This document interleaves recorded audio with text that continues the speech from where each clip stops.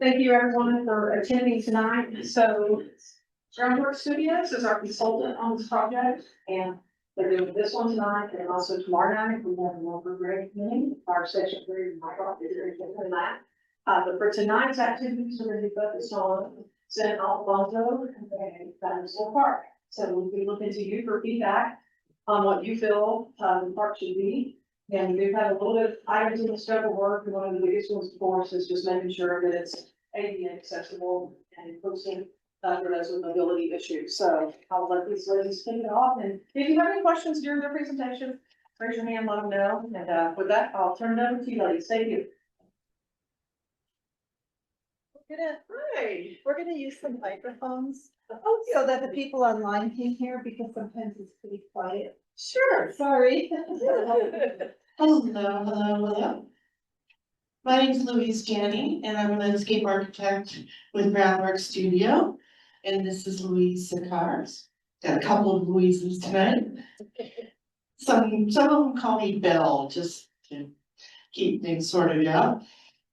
Anyway, we're very pleased to present to you some initial information about the park. We just brought some boards with pictures and an inventory of what's on site right now. And so we really want to get your information through comments, as well as leaving sticky notes or red. No. Green? Yes, we like it. To begin, I just want to kind of go through a little bit about how our design process works and how we'll be working with you closely on the development of the park. So we start off, this is where we're at, looking at pictures, looking at ideas, talking about opportunities and constraints, desires, and what's possible. After that process, we'll take that information and we'll then take it into a conceptual design diagram. And we'll develop 3 different concepts with those diagrams to test out these different ideas, how those could work out on the site. And then we'll be coming back to you with ideas in plan view and 3D view on what we've come up with, so that you can give us feedback on how those concepts are resonating with you and meeting your needs and the communities. From that point, we will take that preferred concept and we will render it with more detail. What the materials look like, what the equipment looks like, all of the different wonderful features that will be added. That can turn into a very lovely rendering like you've seen here. And then from that point on, we go to construction documents, where we'll have the opportunity to put the project out to bid and get it constructed. So with that, I'm going to turn things over to Louise, and she's going to talk to you about her design process. Question. Roughly, is I'm assuming the county asked them to do. Absolutely. Okay, so then why? And what's the minimum number of changes that need to be made? I might be handing that over to you guys. And make sure that if we have comments, they use the microphone as well. So the question was, A, I assume that the county has contracted you guys to make changes to the park. And the answer was yes. And then the second question is, what are the minimum number of changes that need to be made? Because clearly they want you to make some changes. So what would be the minimum? I'm not opposed to changes. I'm just curious what the minimum standard is for what they're trying to get out of this. Okay, so I can answer that question. So we don't have any preconceived ideas of what you guys and gals would like to see at the park. So this is why we're having the community engagement meetings. So we're turning to you to ask you what you feel needs to be in this footprint of the park. So it will be in the existing landscape. It will just need to be something that is ADA accessible and really helps with folks with mobility issues. So that's really one of the biggest purposes of this project. So we're turning to you to talk to you about play elements, what you see at the park. Do you want to keep the dinosaur theme? So all of the things that go along with that, that's the community engagement piece. We want you to drive that for us. You're welcome. Anybody else have a question before we start back up? Thank you. There are some issues on site that we definitely need to address. Some of the concrete is splitting and lifting. And so we need to make sure that the surfaces are, when we say ADA, they need to be ramps and they need to be smooth. And if there is significant grade changes, there might be some railings. We also want to make sure that there's safety issues are addressed. And, any kind of inventory about the existing plant material. And of course, we want to address any issues that you might want us to focus on as we develop the project. Thank you. Can we have the next slide, please? So as we're looking into the existing conditions of the site, we would also like to acknowledge how this park came to be and the involvement of the community, because we got an email and it told the story of Patrick Soren. Is it? Okay. Yes, so there have been amazing contributions made which created the dinosaur theme, the Jurassic Park theme. And we are trying to get these stories from you so that it helps design, helps redevelop this. And in the renovation, we can acknowledge all these pieces. So let's take a look at the existing context that we have here. Here's the playground. You see the map here, in the crossroad between Barranca and San Ildefonso. Ildefonso? Am I saying it right? These are some of the things. First, we notice the signage, the access from two different roads, how the fencing is. We have a signage on the side. The first one, number one, takes a look at the entry from Barranca Road. So the dots will point out at the map and the pictures show what it looks like. Number two is entry from San Ildefonso Road. Here we have a smaller access, but you can see that there are trees on one side and then there are deciduous trees. You have the visual access or visual continuity. So you can see through, there's nothing stopping that visual barrier or creating any barrier. Number three, we have another gate. It looks like a maintenance gate. You can see it. Okay. Okay. And then there are some amazing, these are really nice grown trees existing. And number four, there's a shared fence with neighbor. Do we have the neighbor here? Okay, so there is a shared property fence with the neighbor. And number five, we are looking at the path, which is the loop path. Number six, we are looking at the condition of accessibility, which is how it changes, how it slopes down or slopes up, the condition of the concrete, that sort of things. And if we look at the map, the dotted black line is the existing fence, and the orange line is our limit of work. Let's go to the next slide. So we have those printed out here as well, is the same thing.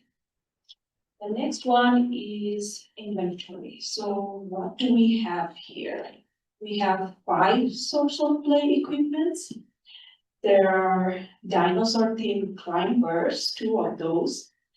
There's a slider. There's a dino theme. There's a pterodactyl, actually a pterodactyl swing, and those are two swings. So 5 equipments in total, 7, 8, 9. and they're marked on the map where those are located. Then there's a picnic table. We can see that there's a path around it, but it sits on sand or crushed pines. And number 11, we have a bench. It doesn't have armrest, but it's a bench without armrest. And then there's also a little bit of pavement around it. Number 12, there's a pet station that is outside the fence. So the pedestrian road that goes on, if we can point to the number 13, 12, 13, is over there, yeah. Okay, so that's the pet station, and number 12 is actually the trash receptacle. I missed out. Okay, but it's there. So these are all the things that are in the inventory in the park. And we would like to hear from you what you think about it, what you think works here, what you think we need more in this park. So that's why we did an inventory showing you the conditions, how it exists right now. On the next slide, this will be interactive. So this is where we want input from you. We want your knowledge, how it's been used. What are the strengths? What do we like about this park? It can be anything. I'm just throwing out examples. That it can be the pathway, maybe we like the path, maybe we like the theme, maybe we like the trees. So what do we like? And then we have weakness. We'll talk about what do we not like that exists here. Or maybe needs improvement, because once things are done in 20 years, 25 years, things change and we need to upgrade those. Different safety protocols change and we have new materials, new equipment, everything. So what do we want to be changed or upgraded? Next is the opportunity. What do we want to see here? And threats. What is something that we see in most other playgrounds or other parks maybe that we might not like to see here? So we steer clear from designing those or placing those into the design. So this is where we just want to hear your input and we are here to listen. That's why it's a listening session. And the stage is open. Actually, I'd like to just mention that the neighbor, next to that park is online. okay. Yes, we would definitely like to hear from you. Would anybody want to comment?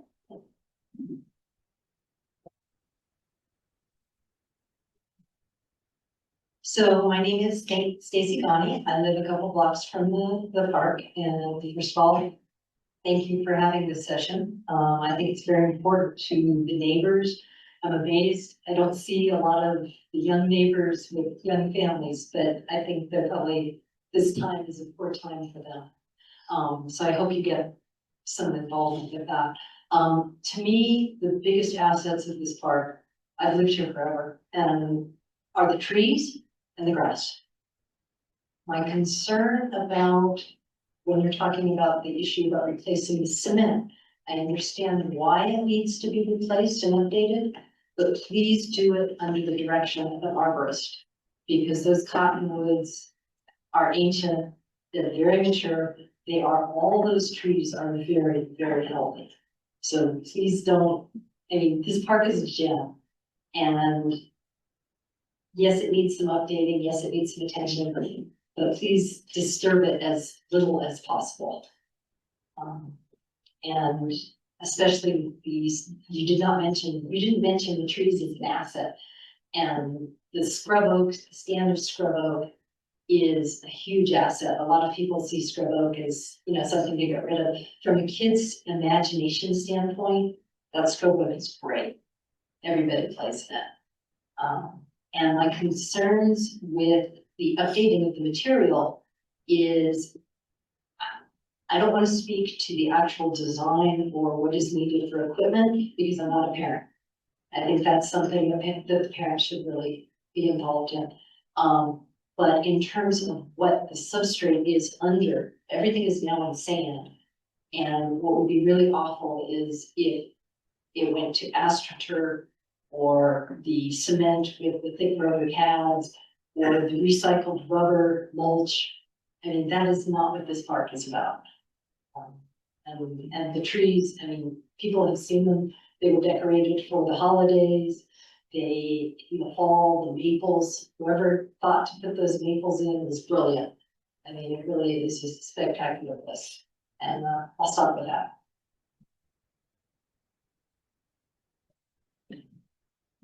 Thank you so much. Yes.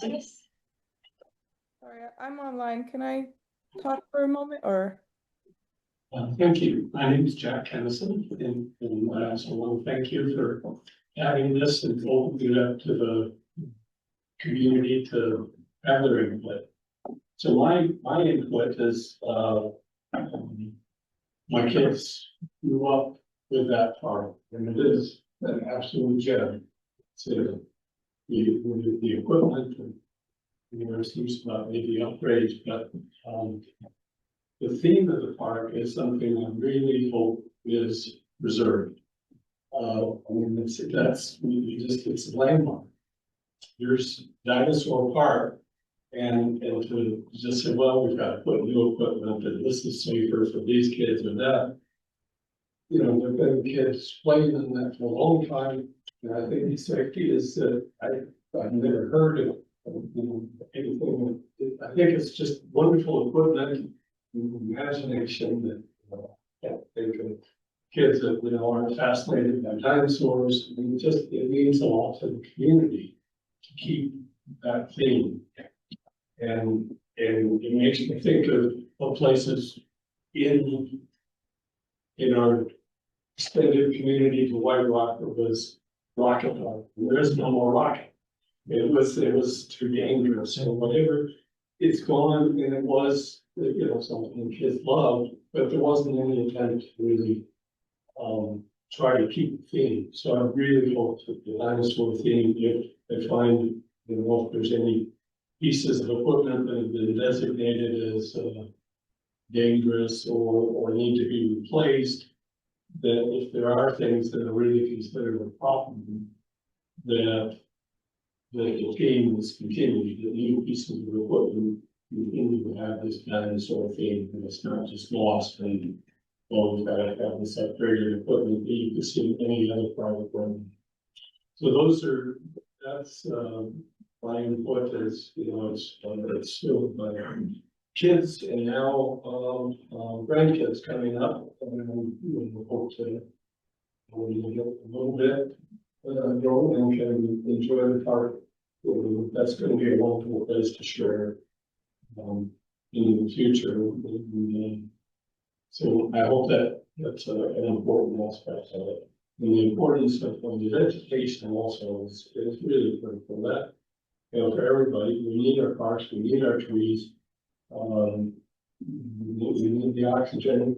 So we want to keep all the beautiful trees and not have redoing and destroying the roots and everything you said. Thank you. I think we'll be able to show you a lot of options with the dinosaur theme that gives you a little more, there's just more play value in some of the equipment that has been designed now. But that theme is very prevalent in a lot of the equipment that's available now. And, they've layered in other aspects to it that they're thinking of engaging, muscle thinking, other aspects of learning into the equipment that we didn't have back then. So I think you'll be pleased with the options. I'd like to, if there's room for addition, I hate to see a lot of the views. So the additions, I think, there's wonderful new ideas for children's play. But I hate to see a lot of the history be lost because, we don't want that dinosaur anymore. as many of the pieces that, unless there's something that's really problematic, is to keep, and if there's some addition to it, that would be. So what is there is has a wonderful history, and if there's room to try to add into that, would be fine. And I think instead of, well, we've got to take all these pieces out, and we've got new and better dinosaurs to put in now, and not keep some of the history. Either. It's wonderful you say that, because when I first put this thing together, all the funds I could raise were $8,000. So that's what was spent there for the dinosaurs and the cement. So maybe sometimes the money constraint is, thank you, I appreciate that.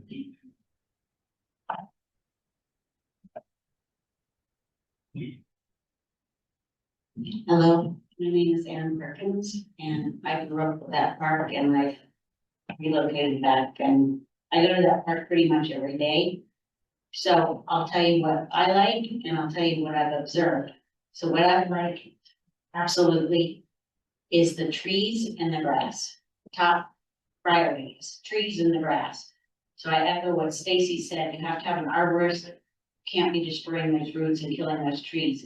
There aren't hardly any parks around in Los Alamos County that have the trees and the grass like that. And I mean, you can search, there's Urban Park, there's some, but not quite the same. East Park, not really. A lot of those trees aren't really, there's one section that has it. There's a tot lot up by the water tower at the school, and it doesn't have any shade. And so actually, I'm thinking the park is pretty good as is. What maybe really needs work is actually the tot lot up at the school, because there's no shade. And there's not the baby swings that there are at this park. So the baby swings are used a lot. Wasn't a picture of the baby swings. Those are used a lot. The kids really love the dinosaurs. They climb all over them. They love them. That I would say is their number one attraction, which as an adult, I would not have thought that, but it is. The slide is very important. The kids all love the slide, and the scrub oak, for playing and exploring and pretending they're on an adventure is very important too. So I actually like this park very, very much.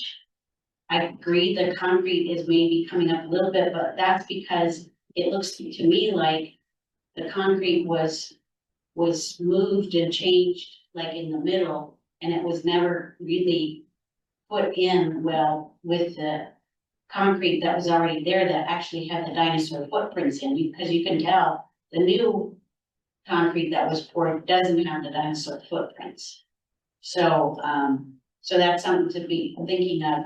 The dinosaur footprints would be nice in the concrete. I really like those. I think the kids like those. What is problematic about the park is it's on what they call Dead Man's Curve, I guess. That curve right there in the front is dangerous. There's been a lot of accidents there. So it would be nice to potentially have a closing gate there. And maybe a closing gate on the other side, but there are two entrances, but definitely a gate at that side would be nice for the kids and for anybody who has a dog or something in there. That would be nice because that's a little bit of a safety issue. There are two curb cutouts that show for accessibility. So you already have that covered. And that's on the side where I think it needs to be on the side, because again, a safety issue if someone's coming by car with a wheelchair or a walker or whatever, that there's curb cuts there. There's no curb. There's no curb cut here. There's a curb cut on Rendia Road. There's two curb cuts on Rendia Road, yeah. There's not a curb cut on the. Here and here, here and here, yeah. Oh, I'm sorry. I was gonna have that. I'm standing in front of you. Yeah, Yeah. yes, yes. Yeah. Yes. But I don't think you could do a curb cut in front of the other opening because that curb is just too dangerous and there's no crosswalk there. And people speed like crazy around there. So, So here's our area of concern, right? yes, yes. Okay. And so there, a gate on that side would be nice, but I really like the park as is. Again, I'm not a safety expert, so maybe there's some issues I don't know about, but I like the park as is and everybody I know likes it. And I do know a lot of people who come either from this elementary school area or way past the elementary school to come to this park. Because as I said, there's not good shade and there's not the baby swings and stuff at the top lot. Up by the swimming pool. We're hoping that everybody will fill out the survey. We have an online survey with a lot more questions that will allow you to give us more in-depth feedback. Like how many times a day or a week you use the park, how far you come, how you get there. All of that data would be great to have. Can you double check the website? Because I cannot find it today. I looked for it. All I could find was the brand name. Yeah, we do have somebody online that would like to make comment too. Okay, yes. If we can get to them is, I don't know. We have a slide, so you could take a picture of the code and that will take you right to the survey. We'll get it to them after this. But we'll get that out to everybody. Ms. Whitaker, did you have a comment? Hi, yeah, can you hear me? I can hear you. Oh, great. I just wanted to say I agree about keeping the scrub oak.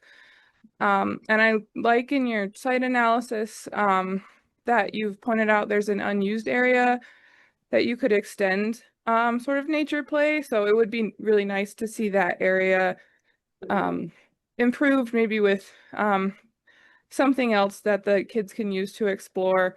I grew up here and I used to use this park when I was a kid, and I have young kids now, so it would be nice to see the dinosaur theme stay. I think a lot of the kids really enjoy that as well. I would like to say that a lot of times people bring their dogs to this park. And it's not really a dog park, and I live nearby and I have a very reactive dog. So oftentimes people will let their dog off leash in the park, and then I've had multiple times where the dog will run across the road at me and my dog. So if, dogs are going to be allowed in this park, it'd be nice if the fence could be closed off, because currently it can't. And it is dangerous to have dogs just running across the street. Or if dogs are not going to be allowed, then some signage stating that. But either way, some kind of way to control that would be a nice addition. And again, we're talking about the same kind of safety area, and this is where the doggy station is as well. So you're thinking maybe a way to have a gate there to control coming and going. Yes, because I've had multiple times where dogs would run from the access on San Ildefonso Road and cross the street. So just something where it could be closed off would be nice. Okay, noted. Did you have anything else? No, thank you. Thank you.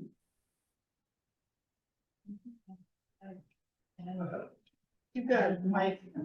Go ahead. Yes, my name's Nancy Horn. I live right across the street from Dinosaur Park, so I see a lot of activity going back and forth. I love the trees and the shade. It has to be kept. The grass is beautiful. And everything you said, I agree with. I think the dinosaur thing needs to stay. And I was disappointed when they replaced that concrete, but they didn't replace the prints, dinosaur prints throughout, because they replaced that a few years ago. And they didn't replace the prints, and I thought that was kind of just a nice touch and really exciting for kids to see. In terms of dogs, I think, well, I understand the need for a gate, especially with kids. By putting the gate, then people do tend to think of it as a dog park and letting their dogs off leash, and I think that's a bad idea. It's not a dog park, it's for the kids, and dogs shouldn't be let off leash there. And that should be stated to keep it safe for kids to play.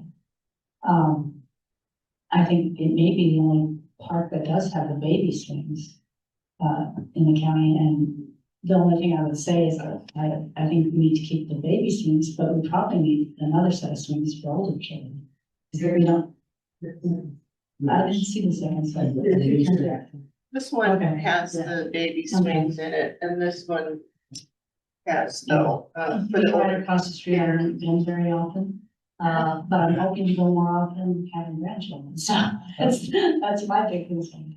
But, yeah, that will be a thing, and definitely keeping the trees and the grass is so important. Kind of considering time of day that you're using the park. Is it mostly always during the day? If there was lighting, would you be there in the evening? Or is it really just? It's interesting, what I've seen in the evening would be teenagers will be there in the evening in the summer. Oh, okay, Yeah. so that's not the place for them, yeah, Yeah. okay, good to know.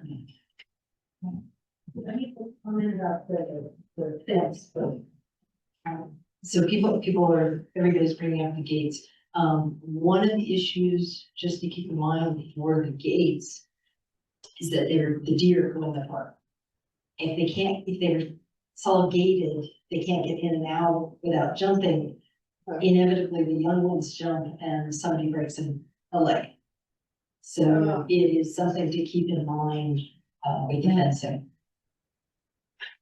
Have you seen them, like where they come in? Is it through the Scrub Oak area?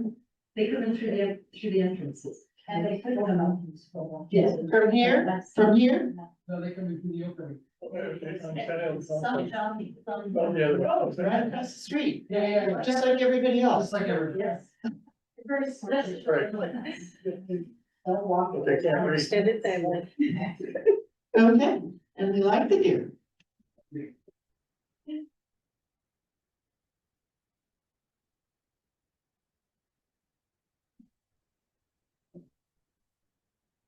Okay.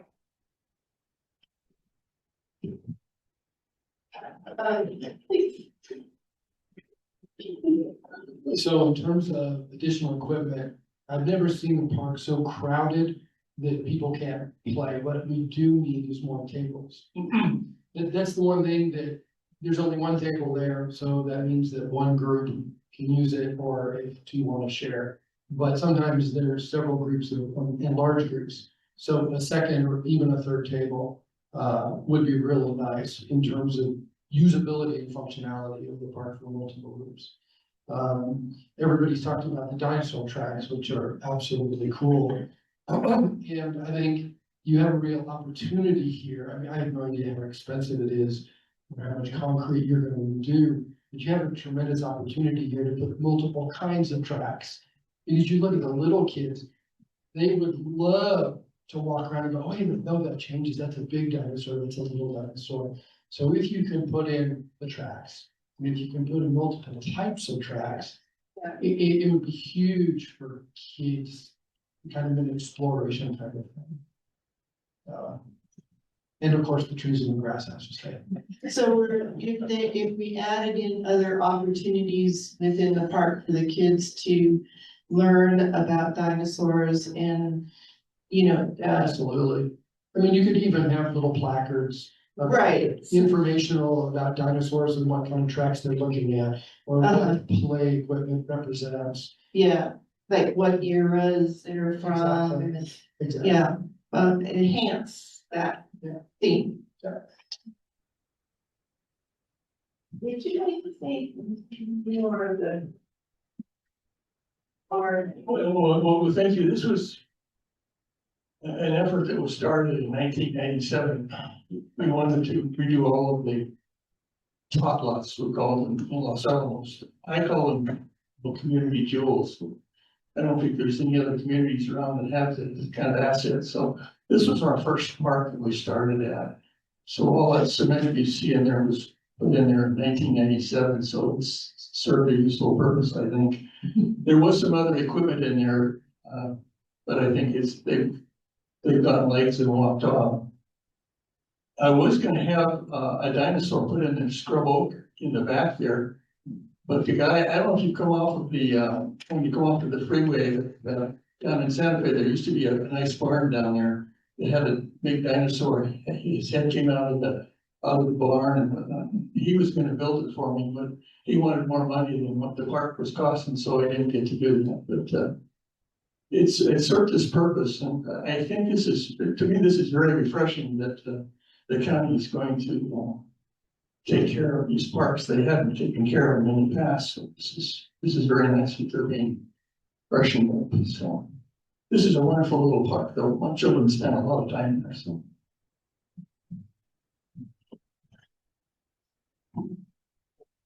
Evening, my name is Bob Griffiths. My wife and I live to the east of the Dinosaur Park. For those who live in the neighborhood, you know, the white utility building there, we're right across the dirt road from there. But one of the things that I've noticed is that a lot of the park is used from sunrise to just a little bit after sunset. There are, during the summer, there are programs down at Dinosaur School that the kids hike up from school to the Dinosaur Park and go down there at the Dinosaur Park. The things that we really liked when our grandkids were playing there. Beyond lived here in Los Alamos long enough to have our kids play there with the grandkids have played there since they were 2, and they're 21 now. But the things that were really enjoyable for them was, again, the scrub oaks, that they could use their imagination and go exploring back there, finding bugs and whatnot. But the big sandy area is of particular interest to me. It gives the kids an opportunity to play with their trucks, to dig holes, to do all the things that little kids love to do. One of the things that I'd like to see if this is of any interest to the rest of the gathering here.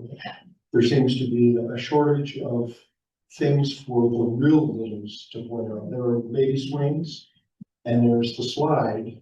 If you've been to the park, you know the steps getting up to the slide are pretty far apart for a child that's only 2 or 3 years old. So perhaps adding something or revising something that would be bring some enjoyment, some joy to the really littles, the 2, 3, 4-year-old age group. For the 8, 9, 10 and above, there's lots of stuff for them to do between the slides of swings. People really enjoy sitting there in the summertime at the picnic table, at the bench, on the other side in the shade. We enjoy sitting at the picnic table and looking at the deer laying in the shade on the other side behind the bench. There were some really good bucks on there. But those are the suggestions that I want to have. I think Vicky had one other thing. this is third access, because in that portal of Maggie's River. Okay, from the national forest, there is a gate there and, yeah. No, it's on the other side, the other corner, down. Yeah, south. No. So, right there. So the people that live, that's sharing a fence, that's literally the back part of their back fence. Is, there's a gate there that says it as well. So it's close. So it's here? Yes. You see a lot of problem children in there?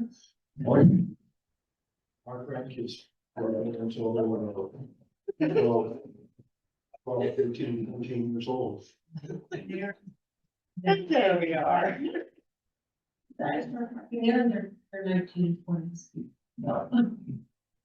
Okay, so I'm sorry, what was the discussion on that? Just that there is that third entrance from the forest.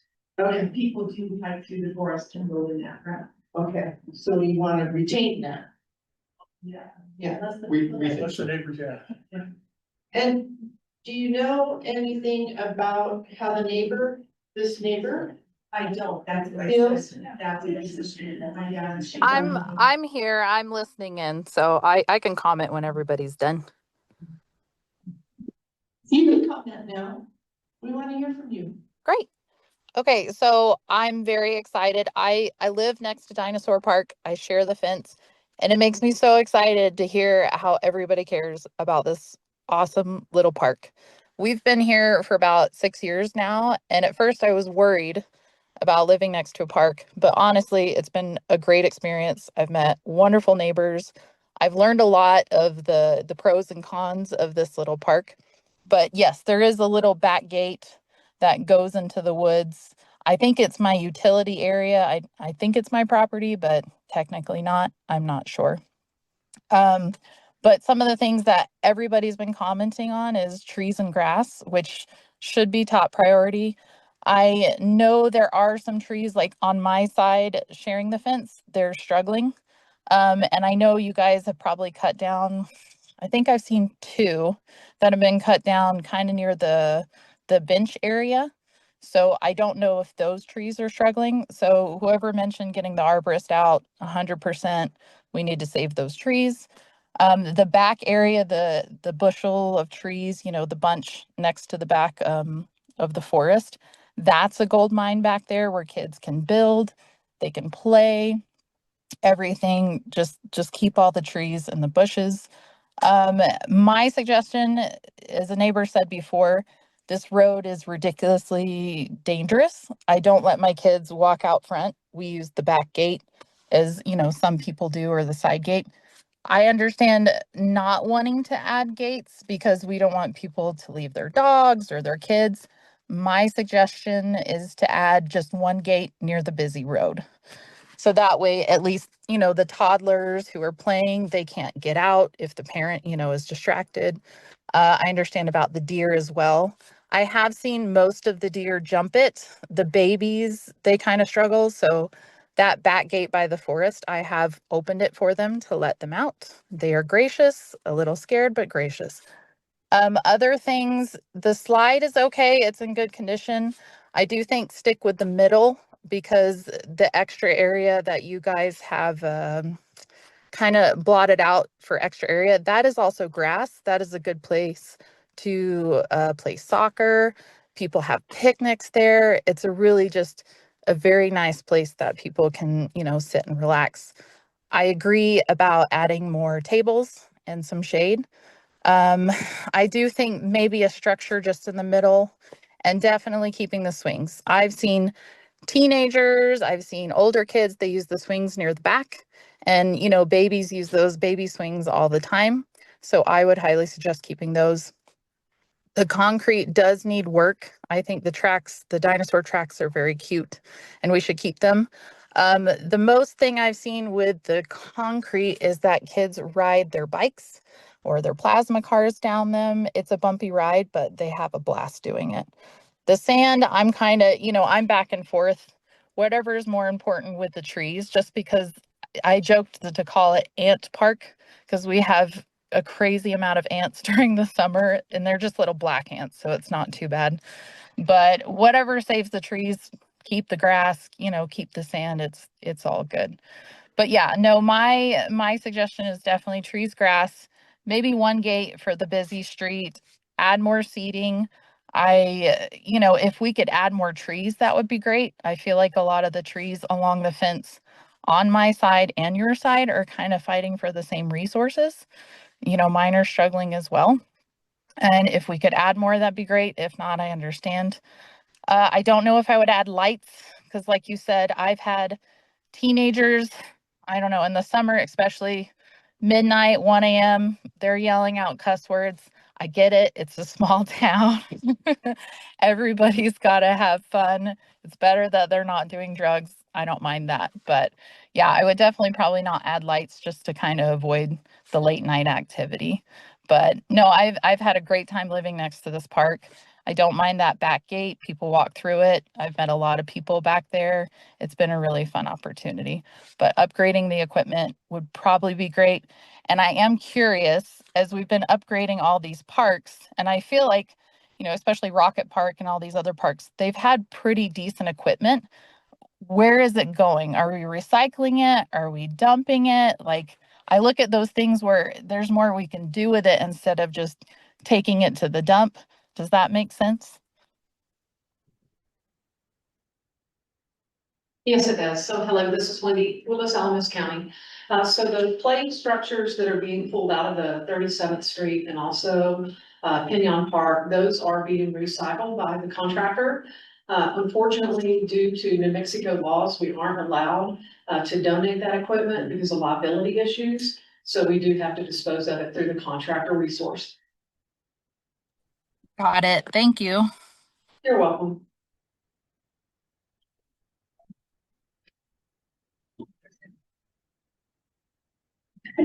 Sorry, I seem to be saying a lot of things. Since she just brought up the issue about the other parks, I will also bring up the issue about the other parks, the park that's not fun, and that means the park is gonna be closed. Some of the county projects have gone on for a really long time. There are a lot of projects, both large and small, for the parks, playlots, and playgrounds. And it would be a real shame to have yet another park closed for a really long time. I know things come up, I know things happen. We look at the skating rink and it's like, okay, it was right on track and now all of a sudden it's hit a snag. It would be really nice for this, we always hope to go smoothly, but in the spirit of less you do, maybe the sooner will actually happen and things won't be closed as long as some of the other ones. Yeah, like the 37th Street outlet, that's been closed, I don't know how long. It's, no, everybody in the neighborhood is, that's my neighborhood. Everybody in the neighborhood is kind of wondering, well, what's going on and when is it gonna be done? And I heard there's another one down in White Rock that's been closed a very long time. And that's what I would hate to see too, is that we can't actually use the park. I like it the way it is, and if it means being closed for a year or, 8 months or something, that's a big deal. And I will say that I do have a dog, she's a very friendly dog, and I let the kids interact with the dog as much as the kids want to, and I think it's a good learning opportunity for the kids to understand how to interact with the dog, because when I was a kid, I was scared of dogs. So, I mean, my dog's always under control and stuff. So I just wanted to put that in. So, and she's a black dog, so the shade is very important. When we're taking her long walks, we stop there and we lay in the shade for a while until we both cool off and then we continue on.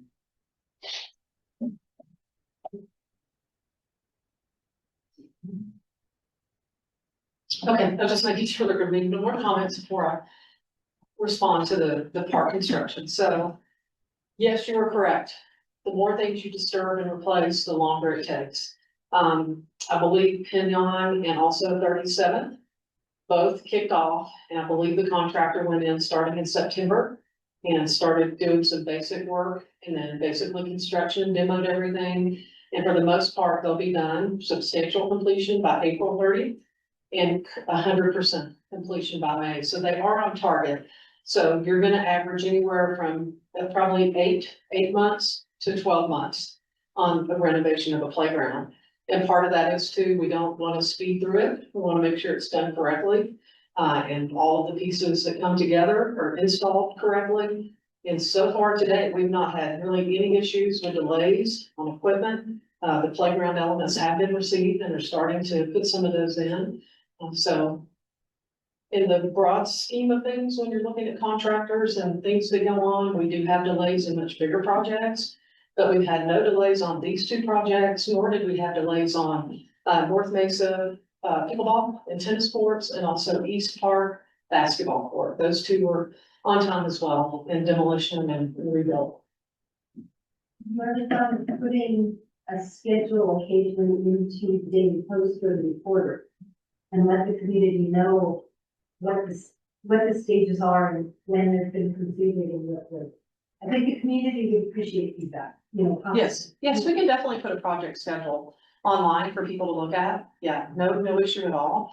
We do try to keep the projects pages updated, as best we can with photos and just trying to let people know kind of what stage that we're in, but we definitely can put that up. Okay. You're welcome.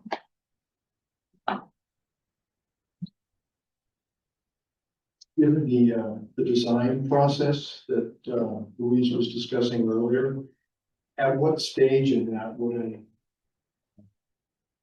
construction schedule or implementation schedule be developed? Would that Once we happen have- For conceptual design, has the detail added, or would it be a preliminary schedule at the time that the three conceptual designs are developed? When would that happen? So we have, two kind of phases of this. One is a design phase and a schedule that we have with the county to get to a final approved design. And the construction drawings are typically 6 to 8 weeks after that final approval. And then it goes out to bid. And that schedule would have to be generated with the construction company that is taking on the project. So, so there's two different schedules that we're working with. And I'm sure the county can share our design process schedule, because we have that in place. And then once that's gone out to bid, that's when your timeline starts for the actual construction, demoing and heavy. And just to clarify for myself, at that point, the final design has been prepared, it's out for bid. Correct. If there's an 8 to 12 month construction schedule, you don't know about it until after the design documents have gone out for bid. Is there a way that a preliminary estimated conceptual, pre-phase 2 schedule can be put together by yourself, by the county, by somebody other than the construction contractor to say, yeah, this is based on other projects that we have going on in town. This is gonna take a year, or this is gonna take 3 months. Because that would have some influence, at least for me, on which conceptual design I might throw my support behind. If it's gonna be a design that's gonna take a year to implement, that's not something that I'm really in favor of. If the things in the design and the improvements to the park can be implemented in a few months by adding to the existing plot without tearing a lot of stuff up, just by putting things on the existing plat, that would be more to my liking, and I'm sure to a lot of the people that live in the neighborhood. Because if it's gonna take 8 to 12 months, then that park is gonna be out of service for that period of time, and families aren't gonna have it to use. Okay, I see what you're getting at, and I don't see why we can't do like a magnitude of time based on the concepts that go forward. We also have, in our contract with the county to do, preliminary cost estimates. So, I don't think there's any problem with generating, not exact time frame for construction, but more magnitude of time for construction. I think we can do that.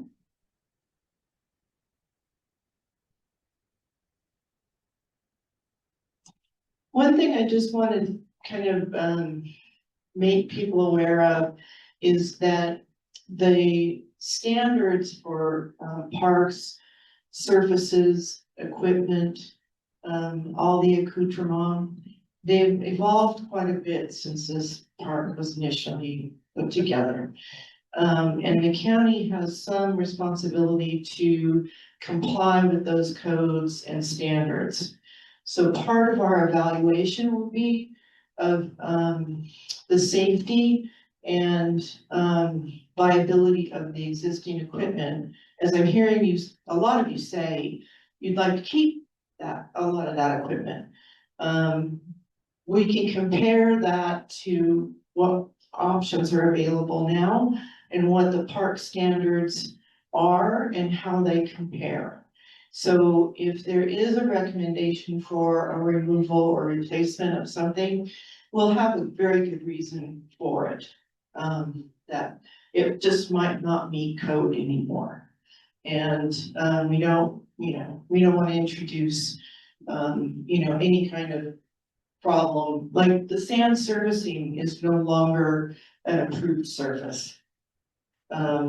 It's just, there are surfaces that are very attractive. The wood chips are really popular, and not, like the hard poured mat surfacings. So we'll be exploring all of those with you through this next phase of the concepts. So you can see, what your different options are and, what the codes allow in our day and age, with our current standards.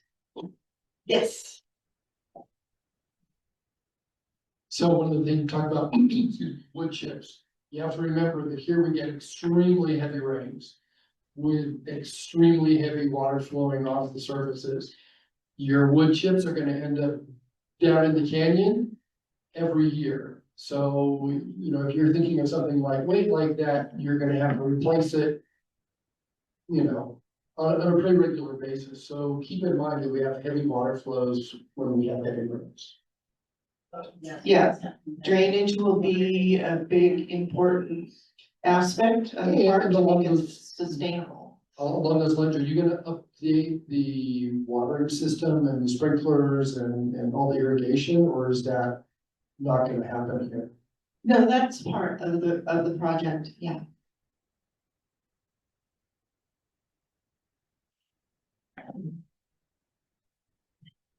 My guess is most of those trees are being watered from the spray irrigation for the grass.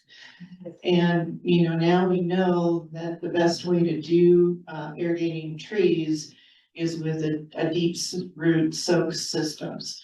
So that does improve, the sort of surfacing where the tree roots get very shallow. And the grass isn't as usable in those areas. So that will be one of the things that we'll be updating, is to make sure that trees are on their own irrigation system and it's a good deep root system. That's what I wanted to ask you about. So whatever surface you put, make sure that it's porous and okay for the roots of the trees. Because if we kill off the trees, that really, it's the whole redo of the park is kind of useless in my opinion. That's just my opinion. Yeah, and we've learned in xeriscape practices that retiring lawn can be really great water saver, but it has often impacted our trees to the detriment of their health. And so now we understand we've got to replace that water and we've got to do it correctly and consistently. So, we'll be addressing that. And I do believe that the watering system is only alongside the road. There's no watering system alongside the shared fence of my house, except maybe at the top by the big curve. But the trees along my side of the fence, they don't have a watering system. And they don't have a watering system down along my backyard and on that side. It's just kind of dead grass at that point. So I don't know if they're going to fix that. I'm assuming the trees in the back near the woods, I believe they get some watering from the side of the road, but I'm not sure if that's fully what's giving them water.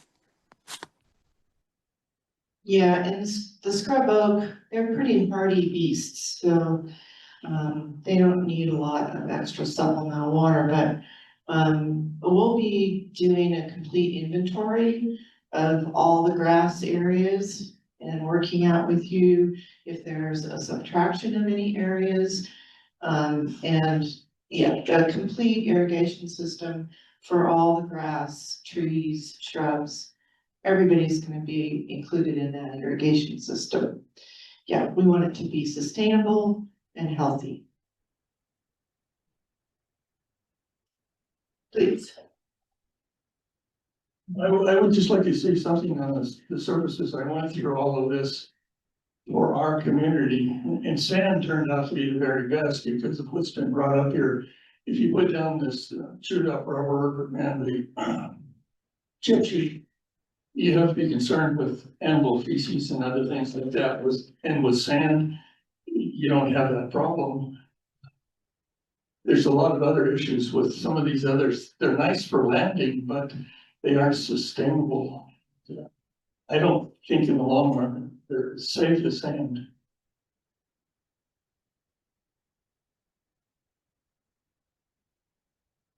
I also wanted to mention that, for the woman who brought up about new trees, the one thing that's great about the trees that are currently there is they're all mature, the deer leave them alone.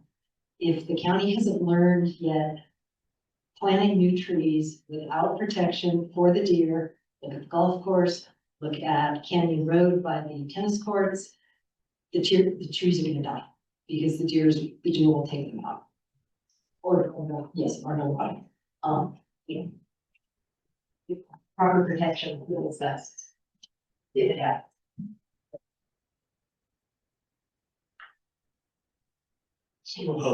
This expanded to other parks.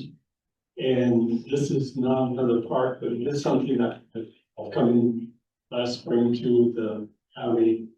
And between Veronica School and the Dinosaur Park, there's a long stretch where they've been doing a lot of clearing and cutting for fire prevention. There is a bench there that is now dangerous. It's falling apart. And I've asked that, that they, with all the monies that they put into fixing golf courses or things, this would be a small amount of money to repair that existing bench. The one at this park? No, it's just down the street, down Veronica to the east. Oh, So I was saying this is not exactly on this Veronica Dinosaur Park issue, but we expand a little bit. I brought it up to the county before, I never heard back. And said, and now it was deteriorating, now it's something where you couldn't really sit on it without worrying about getting skewered or splashes or something. So we're just like not even a half mile down. We're on the no, you can't sit on it anymore. It used to be a sturdy, I remember playing on it and a nice little resting spot in a long section. So it's off topic, but I have brought it up and it's in the vicinity.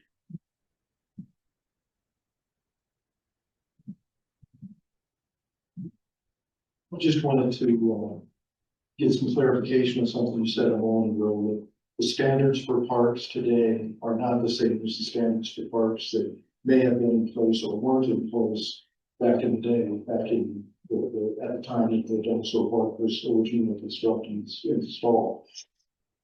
For those changes that we make, it's been my experience with other projects that if you make any change, any construction, any modification, major modification to a facility, which this may or may not qualify as, it invokes all the new codes. And you have to comply with all of those codes. Is that going to be the case for this project as well?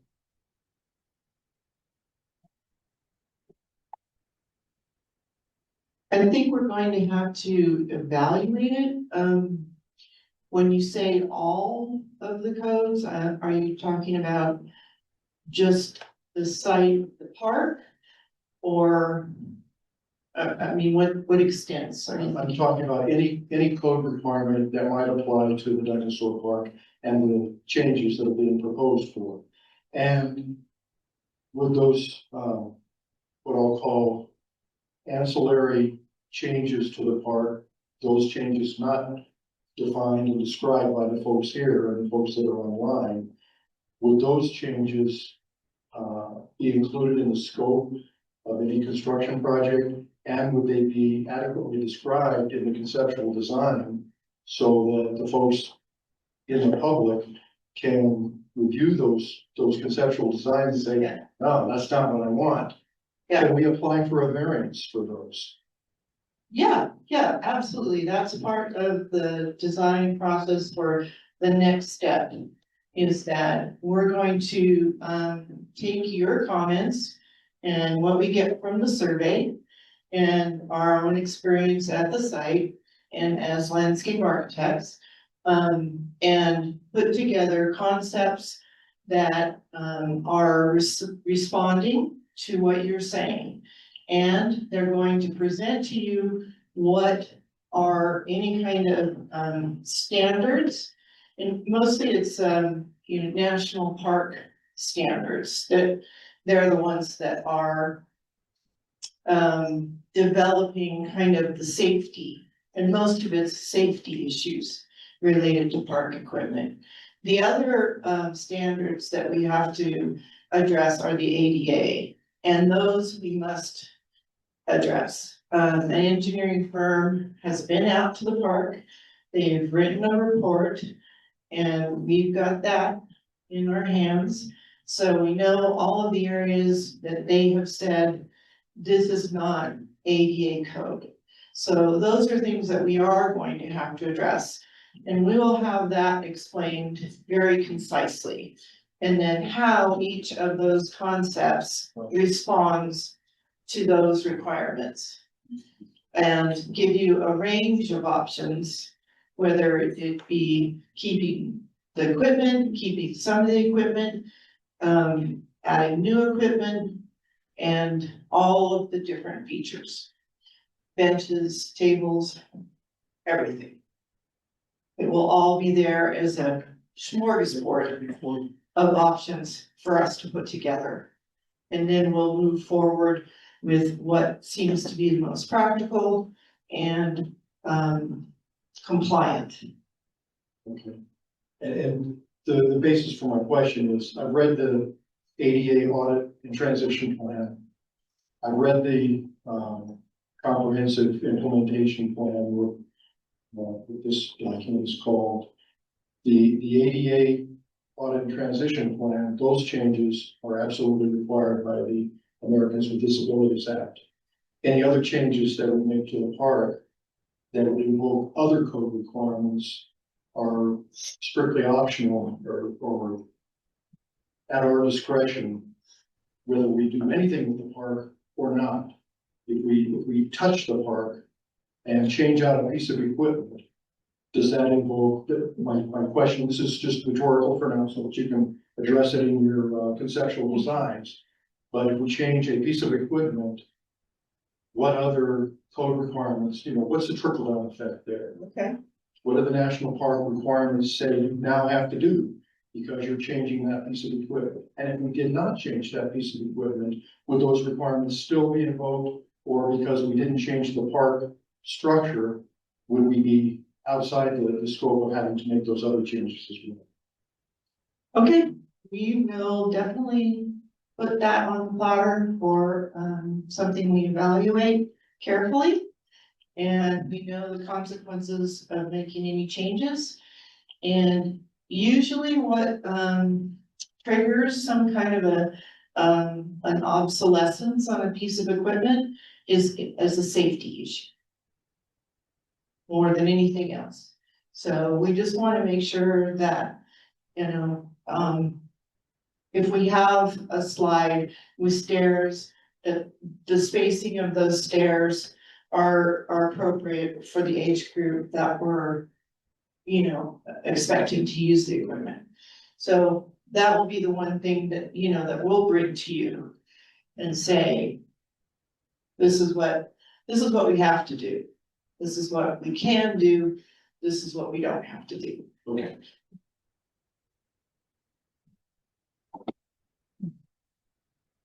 Wendy, this is a question for you. Can you and would you please put an article, especially with a link to the survey, in the reporter at the Post? Because the only thing we saw were some hang tags on doorknobs, or maybe a couple dozen homes. So I don't think very many people know about this. So if you really want to hear what the neighborhoods think, if you could put an article in both of those publications online, and then a link to the survey, I think you get a lot more responses.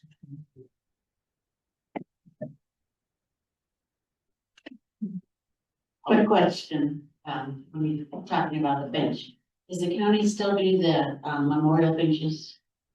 We did them for a while, and then I think there were too many to be done, sure. Okay, so I can answer both of those. So yes, we will run something in addition. We did already have an article go out. It did not have the survey link, I don't believe, but we did have something about tonight's meeting. And I believe we hung about 250 door hangers because I was one of the staff that was out there hanging them. And I tell you, I got about 12,000 steps in, so it was a good workout. So I enjoyed that.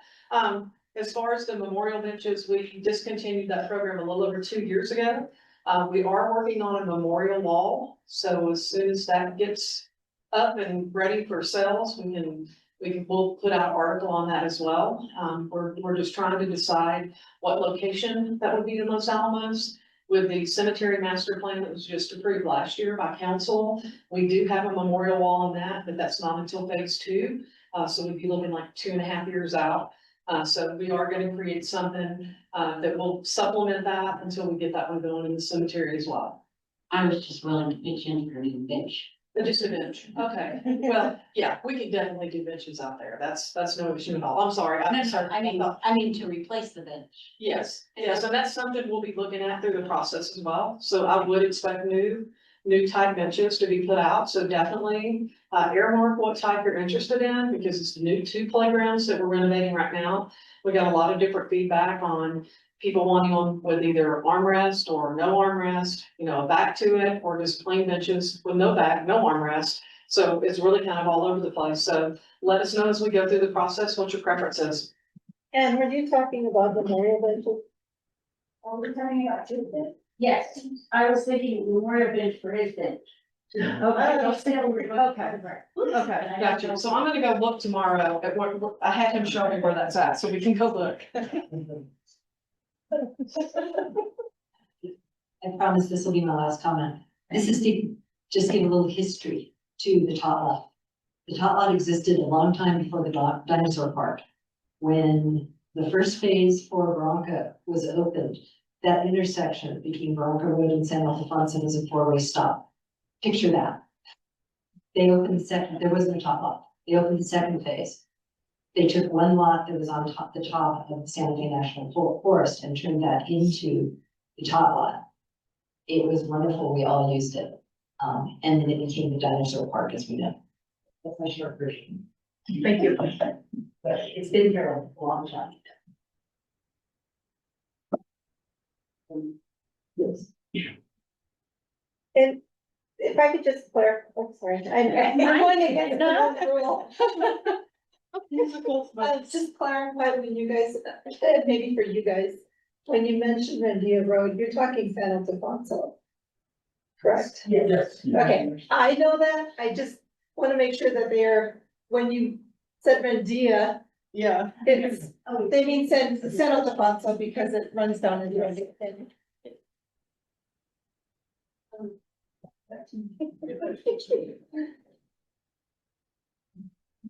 Any other comments to add?